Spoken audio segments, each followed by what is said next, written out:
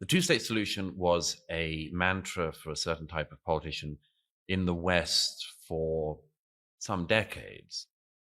It picked up in the 2000s after 9/11 when people wanted to find the sort of solution to the Middle East problem. And they would call it the Middle East problem. And I'd always say, well, which problem are you talking about? This region is replete with problems. Oh no, it's the Israeli-Palestinian dispute. And sensible, moderate people, the sort of David Miliband's, the Camerons, these sorts of people would say, well, the real thing that needs to be sorted out is a two-state solution, the solution of founding of a Palestinian state alongside an Israeli state. And the thing is, there's sort of two problems with that. One is the idea that if the Palestinians actually had a state called Palestine, that would not mean that the economy of Yemen boomed. It would not mean that the Saudis made greater leaps forward in human rights. It would not mean that the mullahs in Tehran would stop killing girls on the streets of Tehran and other Iranian cities. The idea that the whole of the region is held back because a small population who the Arabs and Persians and others in the region really don't care for, the Palestinians, that they're waiting for them to get a state in order to sort of improve themselves or sort of make themselves more reasonable members of the international community is palpable, demonstrable, obvious nonsense. So that's the first thing. The second thing is that the reality on the ground has just changed, and it's changed for several reasons. One was when the Israelis disengaged from Gaza in 2005, 6, and I remember it very well, and I remember the very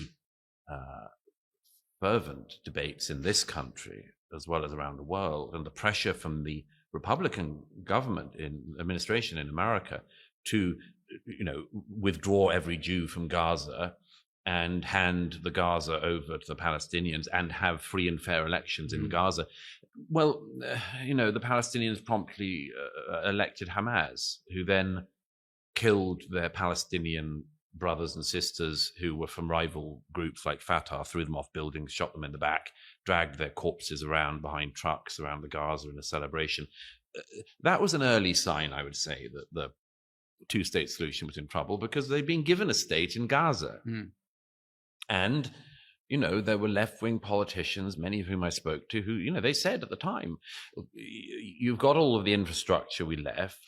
The international community will give you money. We will give you money. Okay, you're not going to be able to control your airspace, for instance, but you build Singapore. And they didn't build Singapore. The leaders of Hamas enriched themselves and their sons. They bought expensive penthouses in Qatar and around other parts of the world. And they built a tunnel system that's the world's biggest tunnel system. And they launched rockets repeatedly at Israel. And then on October the 7th, they had this big breakout through the fence and massacred people in their homes and young men and women at a party, among other things. And so anyone who thinks that the Palestinian state, the sort of two-state solution thing is obvious, first of all has to contend with the fact that they were given a state. They were given a state, and they made it a terror state. And there's no reason why Israelis should have to live beside that, any more than we in Britain should live beside a terror state, or Americans should live beside a terror state lobbing rockets into them all the time. And then you have the problem of the West Bank. And the West Bank is a big problem because I was out the other night again there, and you can see from the bits of the West Bank, which many people think in a two-state solution with the West Bank would be given to the Palestinians, you can see the lights of the city we're sitting in at night. And it's not just that it's within rocket range, it's within artillery range. So the city we're sitting in, if the Palestinians were given more of a state than they have, and they actually have a quasi-state in the West Bank under the control of the Palestinian Authority, if they were given a state, there's no guarantee at all that they wouldn't do the same. In fact, it's almost certain that they would do the same, which means that the entirety of Israel is at constant, not just threat, but likelihood of constant bombardment from every direction, from rockets, RPGs, break-ins, and much more. So it's intolerable. And I think that the rest of the world has not realized this, that why should why should the reward for October the 7th be a gift of another terror state to the Palestinians? I don't see why. But as I say, that's common opinion in Israel across the political spectrum. But the rest of the world hasn't caught up. And I worry about that disjunct. Does that mean that your vision of the future of this country is kind of a constant conflict? Well, I don't have a vision for the future of this country. It's not my place to have one. I think that Gaza has been an insoluble problem, and the international community has given it to Israel to solve. I don't see why Egypt shouldn't help solve the problem of Gaza. They share a border with it. Egypt used to own the Gaza. Give it to Israel. Give it to Egypt to solve. And if you were to say that, people would say, "Well, we don't want the Palestinians." That's what Sisi and co. all we don't want them. Palestinians brought terror everywhere they went. Everywhere they went. Where the PLO went, where Yasser Arafat went, everywhere they went, they brought terror. Whether it was Egypt, Jordan, Tunisia, Lebanon. That's why. So the Jewish state keeps on being told, solve this insoluble problem. Is there a final status solution? Not at the moment, there isn't. And as the center-left president of this country, President Herzog, said to me the other week when I interviewed him, he said, at the very least, it's not the time to talk about it. You know, it would be like asking America immediately after 9/11 to cede territory to a terror group.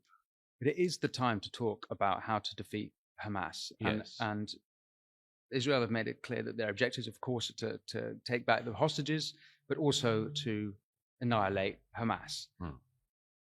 Aside from the militant Hamas terrorists, as much as Hamas is an idea, an ideology, I've heard you say it can be defeated, like Nazism was defeated, like Imperial Japan was defeated. Like communism was defeated. But was communism defeated? Well, largely. It's still pretty alive. And Marxism is certainly a very popular ideology. It is, but think back to when we were growing up, how much stronger it was.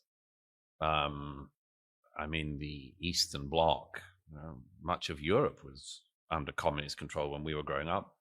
The Soviet Union was, a major power in the world. But go back a couple of decades before that, and it was rolling out across the world, the communist ideology.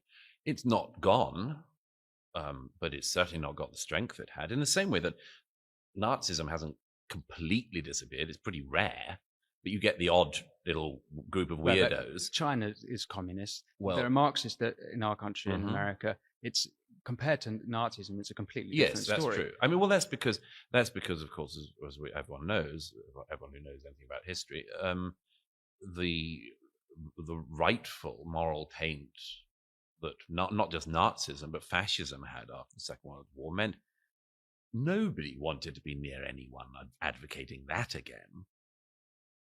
Because of all sorts of interesting historical reasons, there are always some people trying to bring back the communist ideal. Sure.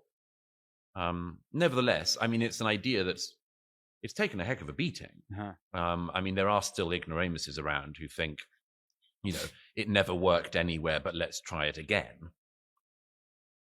It never provided for the societies, but it will next time. Okay, you can always find some really slow learners and wicked people who do that. But I would argue that the idea has been very considerably defeated. And even in China, you can't call it exactly communism anymore. They call it communism, but it's open to debate at least.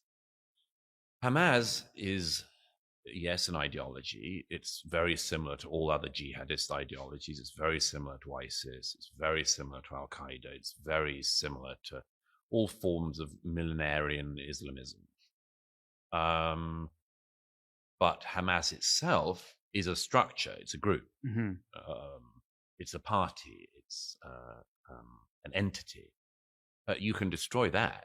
You can kill the leadership of that. And that's what the Israelis are currently doing. You can kill the leadership, but it's an ideology it's a group that's got now more support, according to some polls, in the West Bank. Not the case in Gaza. Yes. But it's almost like the more victorious or the more that Israel do destroy them in Gaza, the more popular it's like it reinforces the ideology. Yeah, there's a problem with this, and we heard it after 9/11 as well, which was some people said you can't defeat terrorism without creating terrorists, which is a logical circle, because that means all that happens after you're attacked is you just sit back and say, okay, I won't do anything in case I create terrorists, which I don't think is the best policy. What you say about the West Bank, Palestinian opinions about Hamas there is true, but it's been true all the way through. The reason why Mahmoud Abbas is currently, 16 years into his 4-year term, is because they can't have elections in the West Bank, not because the Israelis won't let them, but because the Palestinian Authority can't have them, because otherwise the Palestinians in the West Bank will elect Hamas. Of course, the people who hate Israel in the West Bank will be likely to celebrate any, perceived victory against the Zionists, as they would call them. Well, yeah, but what's Israel's answer to that? Just not attack Hamas? I don't think that's possible. I think that, but I think the question underneath your question is the really tricky one, which I don't have an answer for, because the answer that was there was trodden all over from 2005, which is, a very interesting distinction between that exists that is worth reflecting on, is that, there's a difference between psychopaths and sociopaths. Psychopaths are probably born. Sociopaths are made. Gaza is an entity filled with sociopaths. I say that with confidence because 18 years, which is the time that Hamas has ruled Gaza, is of course precisely the length of time of a young man or woman's education. Hamas has had control of the education of Palestinians in Gaza for 18 years, and it has created a generation of sociopaths.